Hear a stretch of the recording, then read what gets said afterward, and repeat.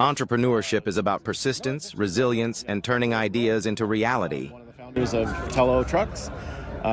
This is my fourth startup. I started an electric motorcycle company, started an app company called PlugShare, and a scooter company. So this is the fourth one. I was at Tesla in the early days when there was about 30 people, so that was a startup at the time.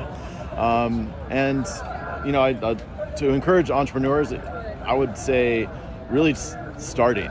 Like that is the biggest hurdle for the general population. Like if you think you want to create something that doesn't exist, just starting to Why do you do think it it's difficult? is the most difficult thing for most people, because most people don't do it. 99% of people have ideas and just will never do anything with them. Is it difficult because of the resistance or your own internal resistance of everything? I think it's internal. It's people's fear of failure and insecurity, and you know, just putting yourself out there, and people are going to give you all sorts of, and I can tell you this for sure, investors are going to tell you all sorts of crazy stuff about you that is maybe true or maybe not, but you know, it's a personal growing experience that is intense, and so it's not just about making a company.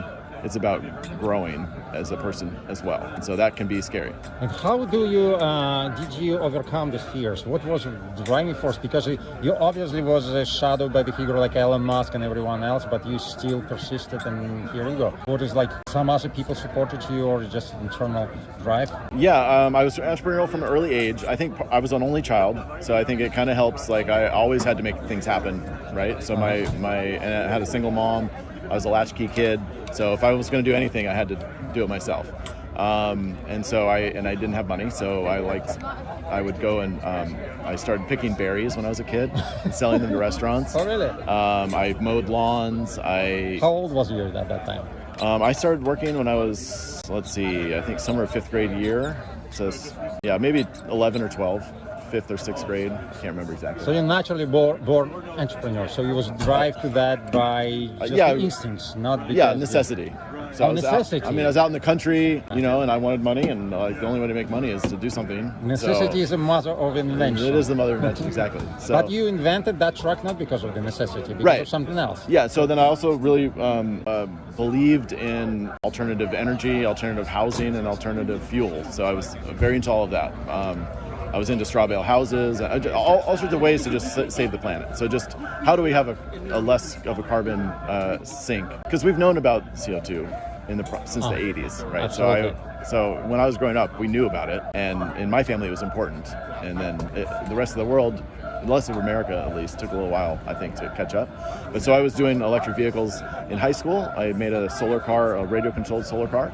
Then when I went to school, I worked on the solar car at Stanford, and then that team really turned into Tesla. When I graduated, they were crushing all of the electric cars, so I did biotech for a little while. And then when my friends were starting Tesla, I joined very early on, and that made me realize, okay, this is going to happen. This is actually real. This is going to happen. And so I thought, okay, vehicles are all going to get made. Automakers they're going to copy Tesla, and we're going to have EVs everywhere. So I better work on charging and other parts of the landscape. So I started PlugShare to help people find charging stations, and I never would have conceived that 20 years later I would be starting an electric vehicle company, because there just aren't enough EVs. So you was not playing, you was just going from one objective which you see ahead of you to another one, and then you progress and you feel yourself that you can do more and more. That's your evolution as an entrepreneur. Is it? Yeah, always trying to figure out how to kind of be on the right part of the wave. It's kind of like catching a wave, and often have been somewhat late, or early. It's a lot about timing on what's successful or not. But I think you have to keep pushing forward on the things that you want to see in the world. So, I want to see more electric vehicles. I want to see small trucks. If they don't exist, I'm going to make them exist. And if people don't have an option, they're going to buy the big truck because it's the only option right now. And we hear that from a lot of people. They're like, I'd love to buy a small truck, but there's no small truck. I need a truck. So they get a big truck, and then they just deal with it's hard to park. It costs more, takes more fuel, all these things.